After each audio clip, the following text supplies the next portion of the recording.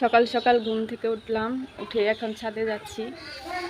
দেখি আমার ছাদের কি অবস্থা, চলেন আপনাদেরকেও দেখাই। অনেক দিন পর আসলাম, একদম ঝাঁতা অবস্থা হয়ে আছে। আগে আমার এই ছাদে আমি কত গাছ লাগিয়ে রাখতাম, আর এখন কি অবস্থা দেখেন। একটানা বৃষ্টি হওয়ার ফলে একদম খারাপ অবস্থা হয়ে গেছে। সব ড্রাগন খাওয়া শেষ, অনেকগুলো ড্রাগন হয়েছিল এবার।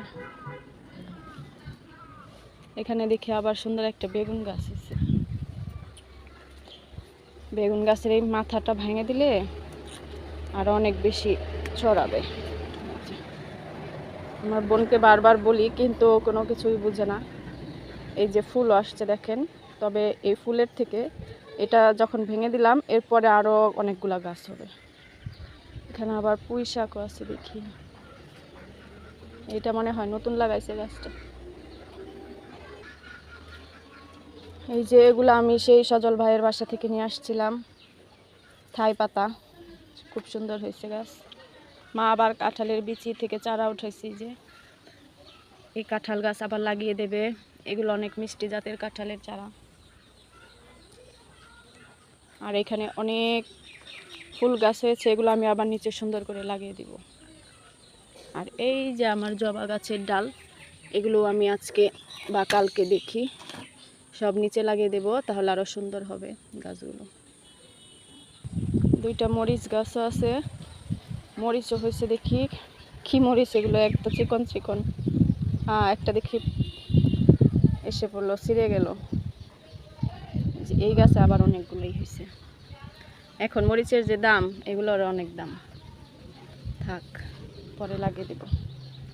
আর ওই যে দেখুন পেঁপে গাছ, পেঁপে গাছে কত পেঁপে ধরছে। পেঁপে গাছটা কিন্তু আমি লাগিয়ে দিয়েছিলাম আমার চাচাম্মাকে। এই যে অনেক বড় বড় পেঁপে হয়। একটা পেঁপে পাকছে, এটা আমরা আজকে বা কালকে পেরে খাবো। ওই যে মাঝখানেরটা। আর বড় বড় যেগুলো, এগুলো আমার জন্য রেখে দিছে, খায় নাই, বলছে পাকলে খাবে। আমি বলছি খাবো না, আমারে দিয়ে দেন, আমি আমার শাশুড়ির জন্য নিয়ে যাব। আমার শাশুড়ি আবার পেঁপে খুব পছন্দ করে।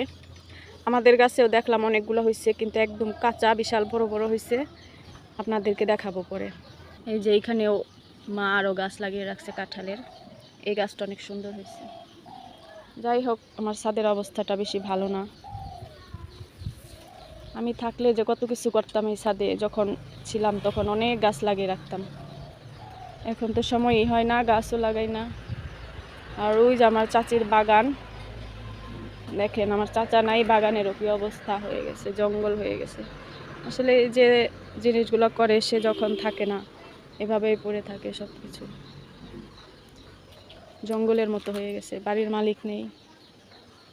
সবাই দোয়া করবেন, আল্লাহ জানি তাকে জান্নাত বেশি করে।